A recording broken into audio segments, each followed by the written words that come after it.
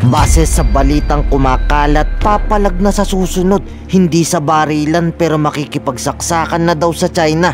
Saksakin nyo din kasi huwag kayong matakot, magiging saksakan ng labanan sa China.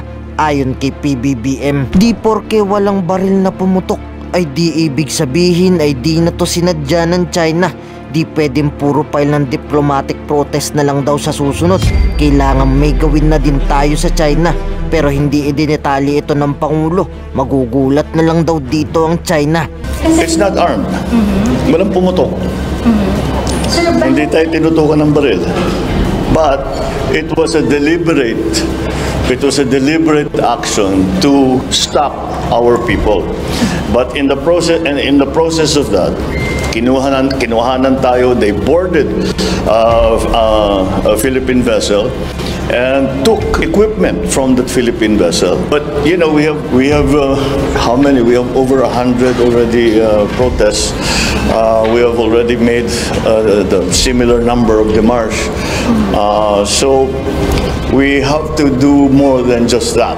Because yung una, hindi tinitignan pa lang namin yung data. Baka nagkamali lang. Pero mula nung napunta ako sa Westcom at nakausap ko si Admiral Torres, lahat na pati na yung mga seaman, sinabi ko ano pa talaga nangyari. Maliwanag, hindi misunderstanding. Talagang pinuntahan tayo para harangin ang ating resupply. Pero buwelta sa Pilipinas ng Chinese General, Pilipinas daw ang nanggugulo. Pilipinas daw unang nambato sa Renai Island. Sabay sabing di daw uubra sa kanilang Mutual Defense Treaty ng Amerikano. Huwag daw pinananakot sa kanila ng Pilipinas. 需要强调的是，仁爱礁问题不关美国的事，美方怂恿支持非方侵权挑衅是十分危险的，也是极其不负责任的。至于美方动辄拿美菲共同防御条约威胁中方，这是完全没用的。关于前美军官员菲律宾工具论的表态，国际社会自有公论。无论是历史上的西贡时刻，还是喀布尔大溃退，都让我想起基辛格先生的一句名言：做美国的敌人是危险的，但是做美国的盟友则是致命的。南沙群岛是中国固有领土，这有着充分的历史和法理依据。近一段时间以来，菲方背信弃义，多次派船冲闯仁爱礁海域，企图向非法坐滩军舰运送建筑材料、武器弹药等，这是造成事态升级的直接原因。特别是6月17日，菲方还故意以危险方式冲撞中方船只，并向中方人员抛掷石块。有关行径严重违反国际法规定，严重危及双方人员和船艇安全，严重破坏地区和平稳定。面对菲方的侵权挑衅，中方理所当然要采取维权执法措施，这完全合理合法、专业规范。Pero babala ng Japan sa China, handa daw sila sa Pilipinas magpadala ng tulong dahil maging sila ay meron daw pinag-aagawan sa Senkaku Island. Maiging magtulungan daw ang Pilipinas at Japan dito. Pareho daw kasi tayong kinukuhanan ng China. The pain and agony that the Philippines is getting is what Japan has been receiving from China in Senkaku Islands and other southwest part of Japan. So in short, we are in the same boat. Philippine 周辺区域の We reaffirmed the significance of strengthening the cooperation between the Philippine Armed Force and the self-defense forces, including equipment collaboration. While we are very concerned about China's behavior, we would like to commend the bravery of the Philippine Navy personnel involved in the provisioning. I would also like to extend my sympathy to the personnel affected by the incident. And the next month, the 8th of July, we will have the 2+2 meetings. And that time, and I hope the RAA will be ratified. Pero speaking of magpapadala ng tulong ang Japan sa Pilipinas, sinabi naman ng isang eksperto kung anong magiging lagay ng relasyon daw ng China at Pilipinas. Ang West Philippine Sea daw ba talaga ang sisira dito? O ang China dahil nadadamay ang lahat ng Chinese sa Pilipinas?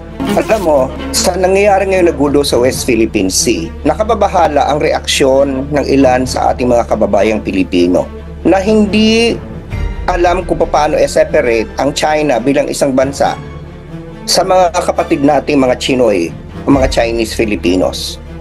Na parang ang tingin kapag Chinese ang apelyido mo o Chinese ang itsura mo ay kaaway ka na. Lalo pang nadadagdagan ito dahil nga sa nangyayari ding gulo kay Alice Go, na ngayon lumalabas na talaga palang ayon sa investigasyon ay hindi naman pala talaga Pilipino. Kung papaniwalaan natin yung dokumentong hawak ni Senator Risa Hontiveros, makikita natin ngayon na siya pala ay talagang hindi Pilipino. So nadadagdagan yon. Kaya nandyan yung basakuwa o D o C o kaya tsingkit ka. Ang tingin ng mga tao sa'yo, kabilang ka sa kaaway. Gusto ko pong paalala sa marami na napakadami pong ethnic na Chinese sa ating bansa. At ang mga ninuno po nito ay talaga namang galing sa China. So, balit dahil nga sila ay matagal nang nanirahan dito, sila po ay mga Pilipino na. Ang kanilang mga ninuno ay binigyan na ng Filipino citizenship at ang puso nila ay Pilipinong-Pilipino na. Huwag po tayo magkakamali na i-lump natin sila sa China. At gusto ko rin pong i-inform kayo, ipaalala sa inyo, sa loob ng China, hindi porket taga-China ka, ay kasama ka na sa kaaway. Sapagkat sa loob po ng China, hindi sa pagde-defend ha, sa loob ng China, merong diktadura, merong pagsagka sa karapatan. Marami ding tao doon ang inaapi din ng kanilang gobyerno. Kaya huwag po nating lalahatin. Sapagkat hindi po yun maganda. Ang tawag po doon ay racism. Ang tawag po doon xenophobia. Na kung saan dahil may ginagawang masama ang China bilang isang bansa sa atin, sa ating mga sundalo, sa inaangkin ang sovereign ang ating exclusive economic zone, nang hihimasok na sa ating mga sovereign territories katulad ng ginawa ng huli ng monster ship ng China's Coast Guard. Ay ngayon eto tayo, parang tingin natin basta inchik ka, kalaban ka. Hindi po tama yun. Marami pong naitulong ang ethnic Chinese sa ating bansa. Ang ating pong ekonomiya ay pinalago ng napakadaming mga taipans na mga pangalan ay nagtatapos sa mga apelyidong inchik. Maraki ang impluwensya ng China sa ating kultura, sa ating pagkain, sa ating mga kagawian. Sana po huwag tayong bulag. Huwag tayong nabubulagan sa ating galit. Dapat maging rational tayo mag-isip. Sapagkat yun ang hindi dapat natin pinapayagan. Na bigla nating ibabrand ang isang lahi na kaaway dahil lamang sa isang bansa. Yung galit natin sa gobyerno ng China, yung galit natin sa kanilang Coast Guard, yung galit natin sa ginagawa nila sa West Philippine Sea, doon natin ibuntun. Pero hindi po sa mga kapatid nating mga Chinese Filipinos. At hindi po lahat ng mga politikong mga Chinese sounding ay katulad ni Alice Go, na kung papaniwalaan natin, totoo talaga hindi pala Pilipino. Hindi po lahat sila ay katulad ni Alice Go. So, hindi po maganda ito. Hindi po maganda tinatakong kung kayo man ay ganon, konting pag-iisip po, konting katwiran, sapagkat sinasabi ko nga, tama yung magalit tayo sa China. Tama yung nasyonalismo at patriotismo. Pero hindi po dapat natin sinasabayan yan ng rasismo at xenophobia. Ngayon, ikaw bilang Pilipino, ano ang masasabi mo at reaksyon sa balitang ito? Mag-iwan ka ng komento sa ibaba at atin pong babasahin isa-isa.